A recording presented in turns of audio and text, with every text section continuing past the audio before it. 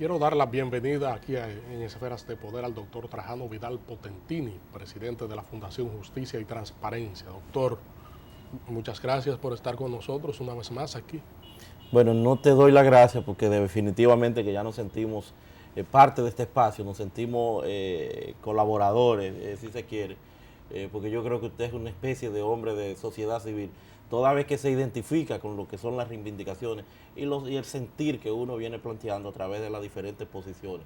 O sea, hay como algún grado de coincidencia y eso pues nos satisface sobremanera, el estar aquí para compartir y estar presto a lo que usted entienda.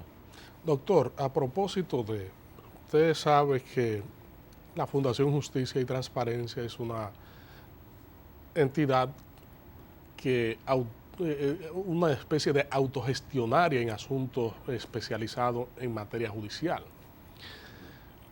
¿Cuáles son las perspectivas que pueden verse actualmente en el proceso judicial actual y el derrotero que para usted tomaría el Poder Judicial tras la reforma constitucional? ¿Qué se avisora?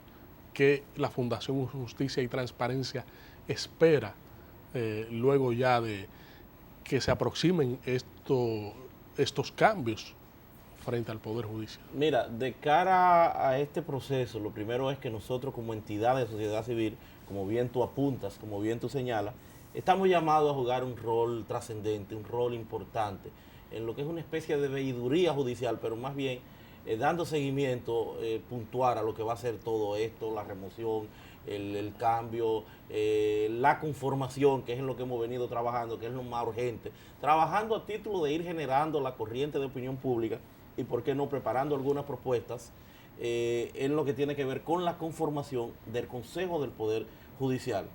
Digo esto porque estamos al doblar de la esquina, ya para el próximo 26 de julio, conforme la Constitución que de manera provisional pues le asigna esas funciones que deberán estar en manos del Consejo del Poder Judicial, se la da la Suprema Corte de Justicia con un grado de provisionalidad para que ellos ya 6 meses después de haber sido proclamada la Constitución, pues entren en funcionamiento. Hay una especie de resistencia, no entendemos, no asumimos por qué no ha venido uno observando los necesarios aprestos que han debido darse. En el caso de la Suprema Corte de Justicia, tienen iniciativa legislativa para asuntos estrictamente judiciales, en este caso encarnado en la persona del presidente de la Suprema Corte de Justicia, el doctor Jorge A. Subero Isa. Debieron haber presentado una propuesta o, por qué no, ir trabajando en lo que debió haber sido un reglamento para la escogencia de esos jueces de las diferentes instancias que van a participar como miembros de ese Consejo del Poder Judicial, que deberá estar compuesto por 5 jueces.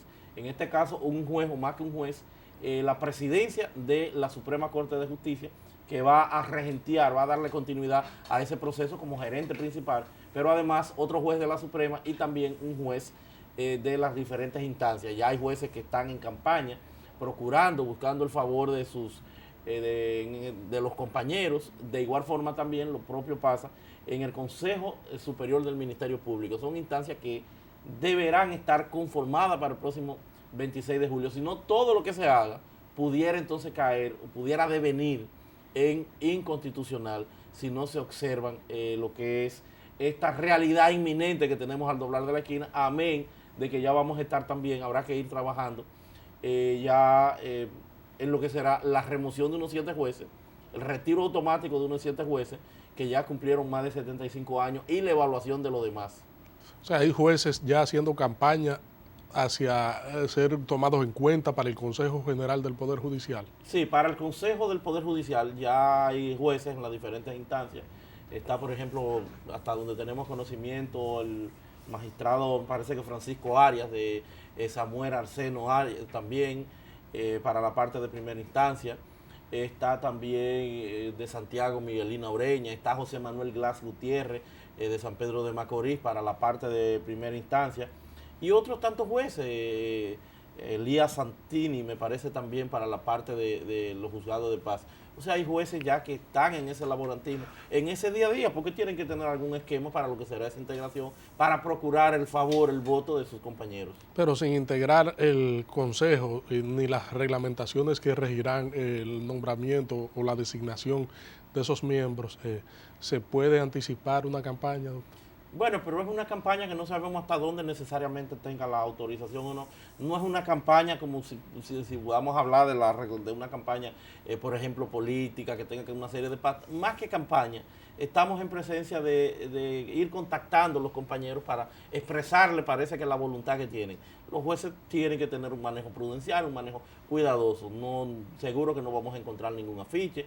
Seguro que la Suprema Corte de Justicia, ante la inminencia, la necesidad, pues tiene que favorecer esa expresión interna de la democracia que tiene que acompañar, que tiene que abrigar ese necesario proceso que deberá culminar ya para el próximo 26 de julio con la instauración de ese consejo. O sea que no me parece que hay mayores inconvenientes. ¿Qué pasos se necesitan para que, una vez más, quede totalmente establecido el procedimiento para que el Consejo pueda funcionar? Mira, lo primero es que la Suprema Corte de Justicia tiene capacidad reglamentaria, pero no solamente capacidad reglamentaria, tiene iniciativa legislativa en virtud del artículo 96 de la Constitución, como lo tenía en la anterior, en asuntos judiciales. Real y efectivamente, la Constitución de la República dice que el Consejo del Poder Judicial, para su funcionamiento, va a requerir de una ley. Son tantos de los aspectos constitucionales que se han debido venir observando, se han debido venir trabajando, pero no se ha hecho.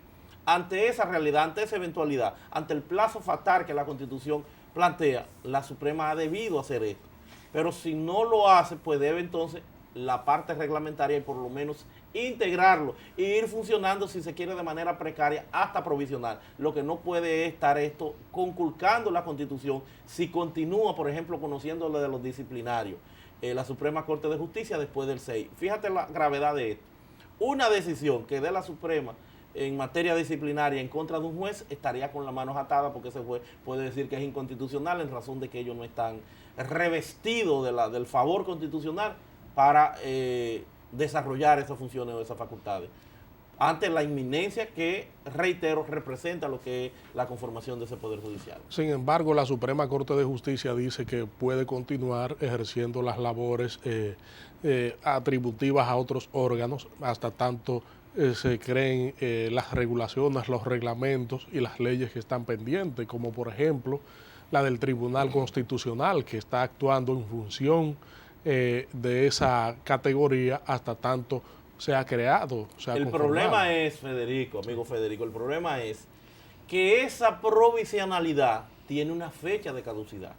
En el caso del Tribunal Constitucional es de un año. Fuera de ese año, por la razón que sea, si no se ha constituido el Tribunal Constitucional, esas facultades se estarían ejercitando ya de manera ilegal y sobre todo contraria a la Constitución. Porque la Constitución hace ese planteamiento de que continuarán en tal o cual cosa, ejerciendo una u otra funciones. Básicamente no es para cosas nuevas. En este caso es para, por ejemplo, lo de la Cámara de Cuentas, que el periodo constitucional termina el 16 de agosto. Pero el periodo constitucional, el 16, tú no puedes parar a esa gente el 17. Tiene que haber una viabilidad institucional para que opere el cambio que se necesita en esos estamentos. Entonces hay que esperar. Y ahí es donde el legislador quiso prever esa provisionalidad, ese seguimiento, y dice que hasta tanto no se nombren los anteriores, o los que vendrían no se nombren, estos tendrían que permanecer en su cargo. No así con instancias que sería el producto del incumplimiento de la ley o de la Constitución, el continuar más allá de los 12 meses que plantea la Constitución con esas funciones. O sea que no pueden ni deben hacerlo. Por eso reitero que es mejor que funcionen entonces, en virtud de esa facultad reglamentaria como Suprema Corte de Justicia, que funcione y le dé seguimiento con esa parte. Porque sería un punto oscuro, sería un vacío en la Constitución que sería objeto, entonces, reiteramos, que de muchos puntos, muchos planteamientos encontrados. A su juicio, ¿se podría caer en un limbo legal con esta situación? Vamos rumbo, no a un limbo legal, ya lo hemos dicho en otras, a una quiebra institucional, a un apagón constitucional, a un blackout constitucional que está muy de moda ahora con lo que vendría en relación a lo que es el problema eléctrico, ¿verdad? Que tanta agua ha dado que beber y seguirá dando. Entonces vamos rumbo a eso, esa es la realidad, porque no vemos que no se advierte que haya una voluntad política firme, no de Suprema, no, de los poderes públicos, porque tampoco es propio del Poder Ejecutivo, naturalmente, es quien tiene la mayor de las responsabilidades, y por eso hemos planteado la conformación de un comisionado de asuntos constitucionales y legales que se encargue de tramitar, que se encargue de gerenciar, de coordinar todo este vasto y amplio proceso que nos aguarda, que nos espera con la entrada en vigencia de esa Constitución. Ese cronograma apretado que tendremos nosotros que ir desarrollando y organizando, porque no es propio solamente del Poder Judicial. Las urgencias inminentes de aquí al 26 de julio son del Poder Judicial y otras tantas que vienen, como sería el cambio de esos jueces de Suprema Corte de Justicia, que debió haberse dado ya. Debió haberse dado ya, porque tenemos entonces hasta la propia justicia en una especie de limbo, de espera, de que no se está haciendo muchas cosas. Por eso prácticamente ni se está conociendo en la parte disciplinaria. Y después del 26 de julio, si no se ha dado eso, pues peor sería aún. Entonces sí, es de mucha preocupación, y por eso nosotros como sociedad civil vamos a seguir insistiendo en lo que es el cumplimiento, en lo que es la observación rigurosa y estricta de esa Constitución, para que no devenga en un pedazo de papel como en otros tiempos, pues decían algunos gobernantes, de que era un pedazo de papel y de que no había esa necesidad de cumplirlo. Usted hablaba del poder reglamentario, de que la Suprema pudiera adoptar reglamentariamente el funcionamiento del Consejo General del Poder Judicial, por ejemplo, pero ¿hasta qué punto puede constitucionalmente la Suprema regular un estamento que requiere de un procedimiento legal? No, porque no estaríamos hablando de que va a regular lo que son sus funciones. Están deslindadas, están delimitadas muchas de ellas ya en la Constitución. El reglamento pudiera ser para adicionar, para ampliar, para dar cobertura a lo que sería la parte procedimental. En modo alguno chocaría ni estaría contrario a la Constitución. Un reglamento que eventualmente estaría llamado a convertirse en ley, que en virtud de esa facultad que tiene la Suprema deberían someterlo, porque son ellos quienes están en condiciones de manejar, de conocer el área, de conocer sus interioridades, de conocer sus problemas, de conocer su día a día. Son ellos quienes tendrán que hacer eso. Entonces ese reglamento en modo alguno va a chocar. Hay ya otras experiencias, por ejemplo, con la parte de la Escuela Nacional de la Judicatura. Cómo seleccionaron, cómo escogieron fue con un reglamento, que lo hicieron. O sea, ya hay varias experiencias que deben ellos aprovechar. O sea, la responsabilidad que tienen, más que del mismo funcionamiento, es la integración. Tienen que procurarla, tienen que darle viabilidad. Entonces hasta ahora, que es un asunto que no necesariamente tendrá que estar consignado en la ley, sino que, reitero, pueden reglamentarlo. Ellos pueden decir cuáles son los parámetros para el proceso de selección de esos magistrados de primera instancia, de ese magistrado de primera instancia, de ese magistrado de juez de paz y también de ese magistrado proveniente de corte de apelación, que serían los integrantes, porque son 5 integrantes. Que entiendo también, y que es algo que nosotros queremos pues plantear a título, si se quiere, de propuesta, que hay algunos países, y no porque hayan algunos países, sino la realidad, el día a día nuestro, en esta Constitución no se tomaron en consideración, no se tomó en cuenta la empleomanía. O sea, tenemos algo estrictamente, exclusivamente de jueces que, en definitiva, aunque son quienes están llamados a regentear el Poder Judicial, pero son minorías. Los grandes problemas o lo que van a manejar es en relación a 3, 4 mil empleados que deben tener esos estamentos. Y no se tomó en consideración los empleados. En Costa Rica, por ejemplo, la parte administrativa tiene un representante en el Consejo del Poder Judicial. Entonces yo creo que hay que darle posibilidad, hay que darle vida a esas voces que deberán ser escuchadas. No vamos a decir que al margen de la Constitución, sino ellos ubicar, aunque sea con voz, algún mecanismo que pueda hacer esto tomado en consideración, aunque sea a título constructivo, de la participación, la apertura, el espacio que deberán tener esos empleados en esos estamentos. Doctor, con su permiso, vamos a una pausa aquí en Esferas de Poder y regresamos en breve.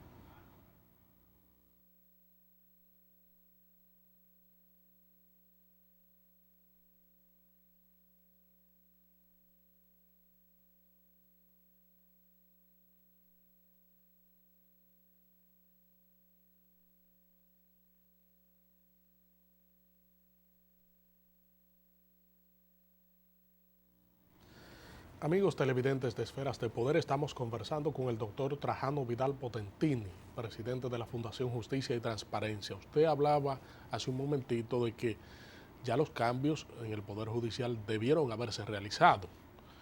Sin embargo, uno se encuentra ya con que hay algunos sectores proponiendo gente.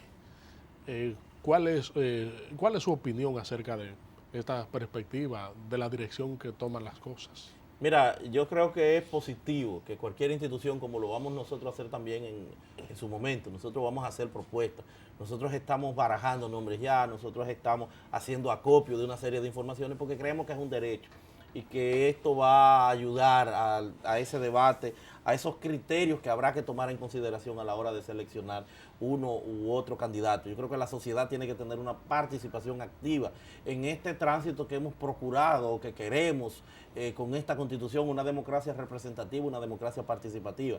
Yo creo que es una responsabilidad. Por ejemplo, otras entidades han dicho que no van a participar, que no van a hacer propuestas. Nosotros creemos que sí, que es una en este caso, un imperativo para nosotros, que es parte de nuestra responsabilidad. Entonces, como entidad de sociedad civil, nosotros vamos a hacer alguna propuesta y valoramos también otras tantas que se pudieran estar haciendo.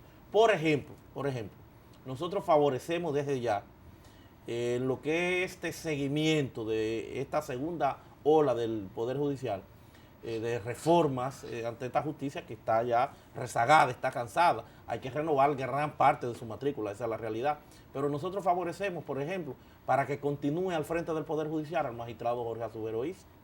Entendemos que es el que está en mejores condiciones, no de que el Tribunal Constitucional, no, porque no ha tenido esa vocación ni creía tampoco necesariamente en esa parte. Pero frente a la Suprema Corte de Justicia, que es el que ha encarnado los cambios, bueno, ahí está la administración que pudiéramos enjuiciar. Vamos a decir que la justicia ha tenido muchas luces, múltiples sombras, pero es una persona íntegra que ha observado una vida pundonorosa en lo que es el desarrollo de ese cargo, y es una persona que tiene el conocimiento y la experiencia para gerenciar, para dar continuidad y seguimiento en esta primera fase por unos 7 años, ¿verdad? Yo creo que debería continuar al frente. De igual forma, para el Tribunal Constitucional nosotros no estaríamos planteando al magistrado Víctor José Castellanos Estrella, un magistrado con gran experiencia, con una cantidad inmensa de libros, un hombre multifacético, un científico del derecho, que bien pudiera regentear lo que es la presidencia del Tribunal Constitucional, toda vez que tiene también un estudio pormenorizado en el área constitucional de lo que ha sido todo el desarrollo constitucional en la República Dominicana, desde el poder difuso, el concentrado, toda la evolución histórica. Este hombre la conoce y la maneja al dedillo porque ha sido un estudioso y es una persona que ha hecho carrera. Hay jueces también, el caso, por ejemplo, del magistrado Carbucia, el magistrado Francisco Ortega, que es una persona que también se ha dedicado, se ha integrado a lo que es el estudio. En el área, por ejemplo, del sur está el magistrado Rosó Vallejo, está también gente con mucho mérito, Ramírez Susaña, que es el presidente de la Corte de San Juan. De igual forma, aquí en el este, pues tenemos también, aparte de Carbucia, al magistrado José Manuel Glass Gutiérrez.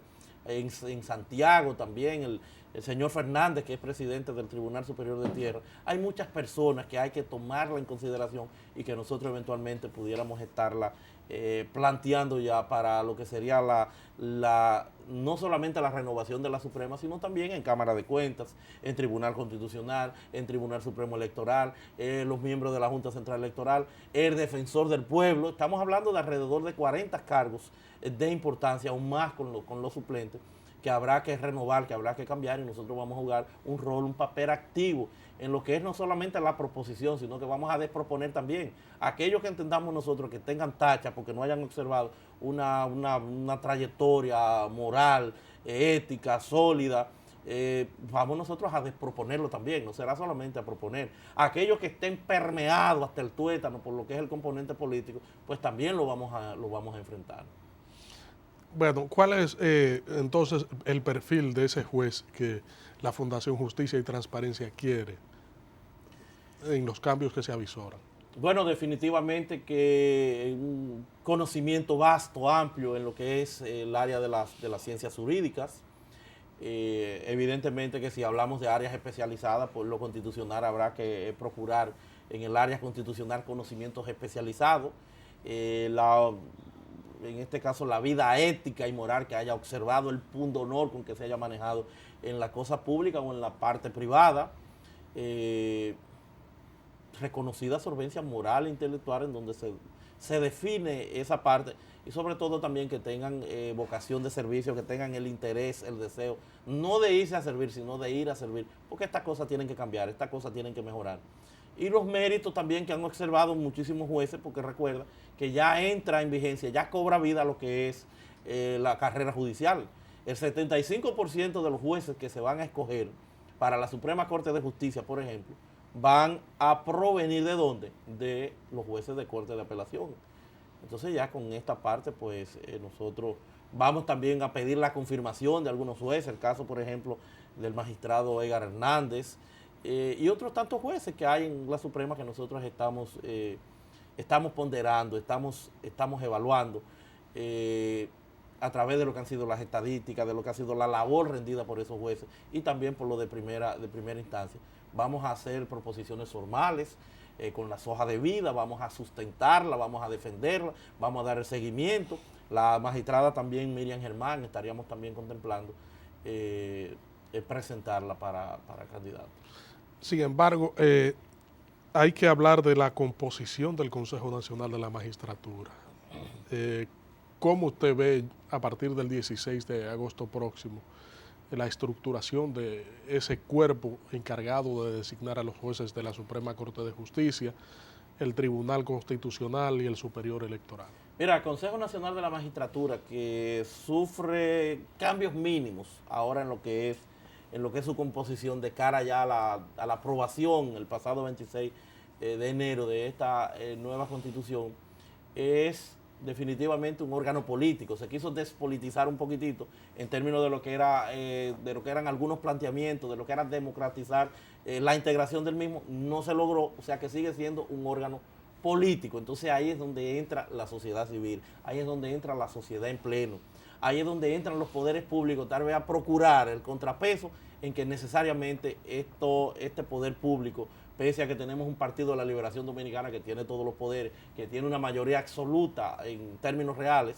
en ese poder del Estado, a que no pueda hacer nadie lo que entienda o lo que quiera, a que no sea el proceso de una arquitectura que se geste o que se dé en cualquiera de las hartas instancias de los partidos políticos, de los poderes, en este caso del partido de gobierno que es quien tiene la hegemonía. Eso no puede ser, tiene que haber una participación abierta, plural, y tiene que tomarse en consideración lo que son esos méritos de esos hombres y mujeres que deberán participar ya con altas funciones en este nuevo proceso, en estos cambios, en la instauración de todas estas instancias nuevas. Nosotros vamos a velar y vamos a vigilar esa parte, porque lo único que tenemos en ese Consejo de la Magistratura es que el Ejecutivo viene a fortalecer más lo que es su hegemonía y lo que es su poder, el partido de gobierno, que es ya la integración del Procurador General de la República. Un hombre por demás, en este caso, si fuera quien estuviera siempre encarnando eso, un hombre que creemos que es un hombre comedido, es una persona honesta, seria.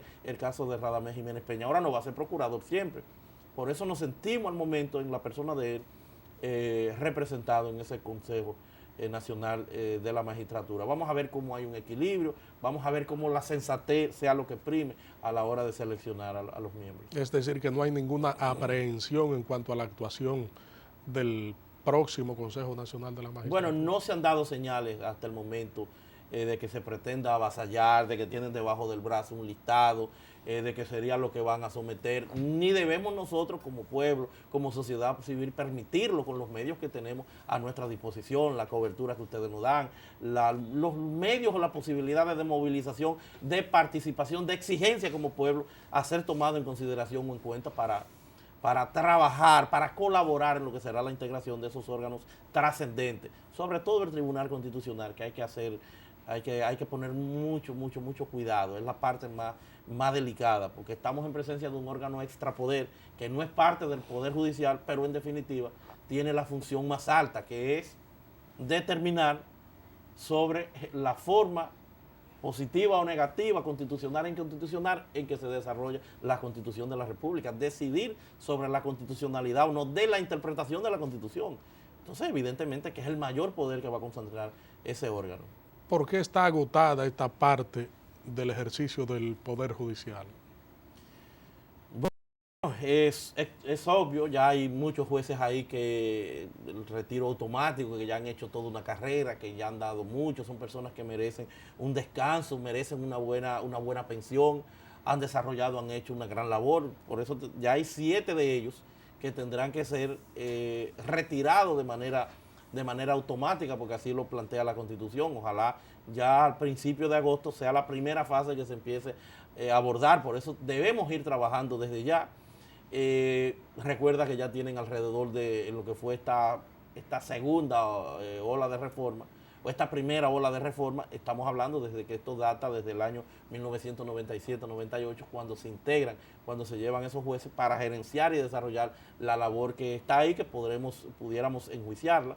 Tienen muchas cosas negativas, pero también muchas cosas positivas. En términos generales, yo creo que ha pasado la prueba, ha mejorado la parte de la justicia, aun cuando se advierte ahora mismo, no propio de la justicia, pero sí de muchos jueces y fiscales, una descomposición que va en consonancia también con lo que es el deterioro que observa la propia sociedad dominicana, cómo se está aposentando, cómo está creciendo la corrupción a lo interno de la justicia, cómo cae en descrédito por el componente y manejo social que tiene. Está manejando intereses, de un lado una cosa y del otro lado otra, aparte de ese Código Procesal Penal que también pues ha traído consigo muchos problemas al país, la implementación y la aplicación en un contexto un poquitito al margen de lo que es esa realidad de ese Código Procesal Penal, como en la República Dominicana. Doctor Trajano Vidal Potentini, vamos a seguir abundando sobre estos temas luego de la pausa. Doctor Trajano Vidal Potentini, hay muchos jueces que probablemente salgan de la Suprema Corte de Justicia hacia el Tribunal Constitucional, porque estos, o sea, no hay una expresión taxativa de la ley que establezca que un juez de la Suprema Corte de Justicia, una vez salga de ahí, no pueda ir al Tribunal Constitucional. ¿Qué usted opina sobre esto? No, yo creo que depende. Por ejemplo, vamos a ver los dos escenarios, las dos posibilidades. El Consejo Nacional de la Magistratura tiene que abocarse en función de la Constitución a generar los cambios que la propia Constitución le impone, con una cantidad de jueces apreciables que deberán ser sustituidos por un 75% de jueces provenientes de la Corte y por un 25% que pudiera ser de profesionales independientes que no necesariamente pertenecen ni están en el esquema de carrera judicial.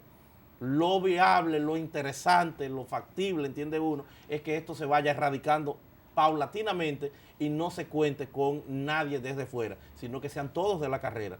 Pero al momento es algo que está en transición, es correcto que por lo menos se le reserve o se le dé la posibilidad de un 25%.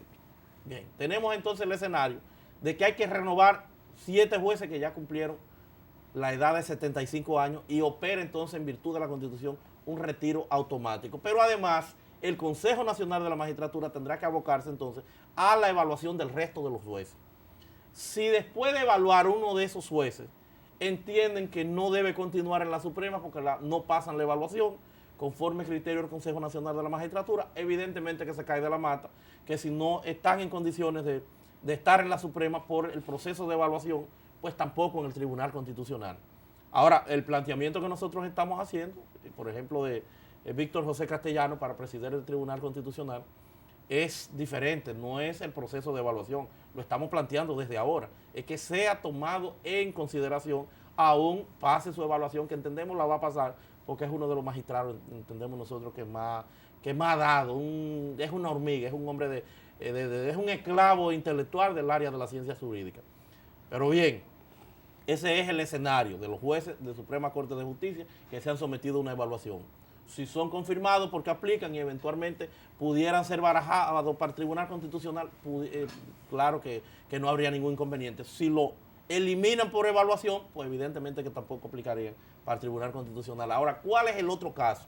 Y que entiendo que va a ser el punto de mayor discusión. Es la pertinencia, la posibilidad de si un juez que ha sido retirado de la Suprema Corte de Justicia por haber cumplido los 75 años, si puede ser parte del Tribunal Constitucional después de ese retiro.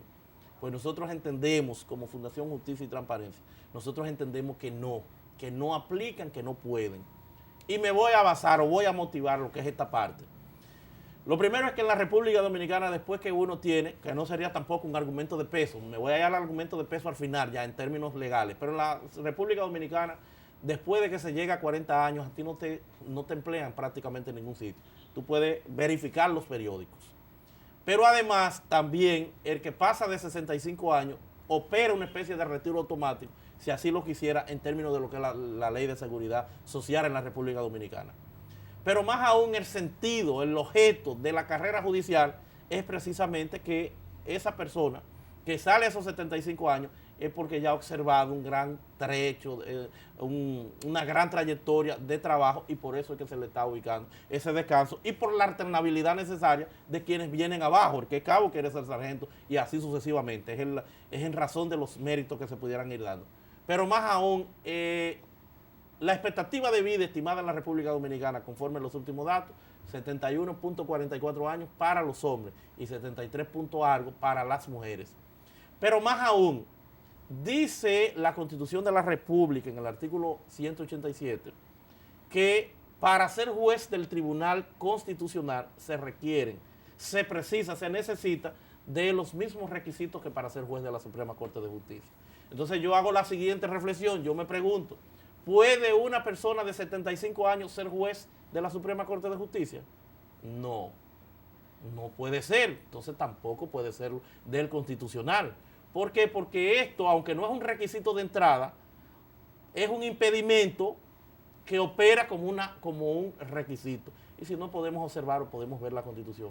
Y por eso entendemos nosotros que no procede, que no aplica el que un juez con más de 75 años puede integrar el Tribunal Constitucional, porque estaríamos violentando el propósito constitucional, el espíritu de la Constitución, que viene dado en eso que es un impedimento que opera en términos reales como un requisito.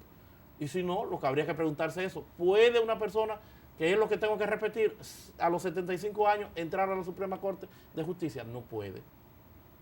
Y de igual forma tampoco puede entrar al Tribunal Constitucional.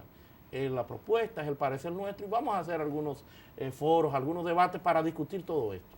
Aunque eso ha sido objeto de mucha discusión, doctor, y si bien es cierto que el Consejo Nacional de la Magistratura y la Ley de Carrera Judicial establecen las edades donde opera el retiro automático y el voluntario, se advierte que en el caso de los jueces que integrarían el Tribunal Constitucional, no opera ese reglamento porque no está bajo la sombrilla de lo que es ese procedimiento. No, es que en este caso no se trata de un reglamento.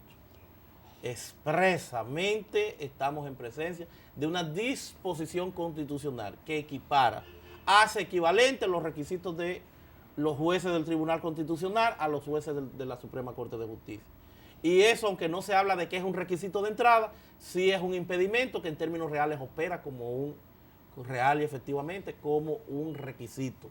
No se puede ser juez de la Suprema Corte a los 75 años porque es la edad de retiro, tampoco se puede ser juez del Tribunal Constitucional porque estamos en presencia de los mismos requisitos. Ese es el propósito, esa es la esencia de la Constitución y lo vamos a discutir, lo vamos a analizar, porque reitero, ese y el problema de la pertinencia, posibilidad o no posibilidad de la reelección será, yo creo que de los temas más discutidos. Ese tema puedes anotarlo desde ahora, ese tema y el de la reelección será lo que más se va a discutir porque presenta algún grado mínimo de ambigüedad que a juicio nuestro es tan claro. Tengo que saltar al tema político con usted a propósito de la reelección.